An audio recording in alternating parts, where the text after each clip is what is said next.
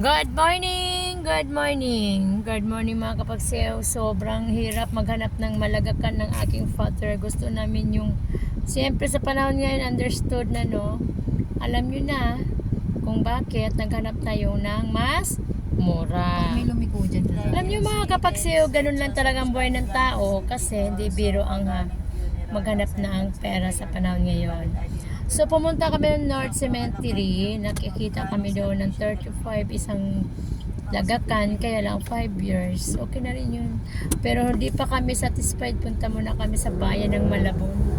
Kasama ko yung aking anak na si Casey, na panganay ko, anak at ang aking anak na si Mary Ann Kalinisa, ayan, naka-blue. Kaya mga kapagsi, punta muna kami sa ibang cemetery, baka sakaling mayroon pang mas mura na kaysa 35,000. Alam niyo naman, grabe ang pera ngayon, mahirap hanapin. Punta tayo sa bayan at saka sa everlasting.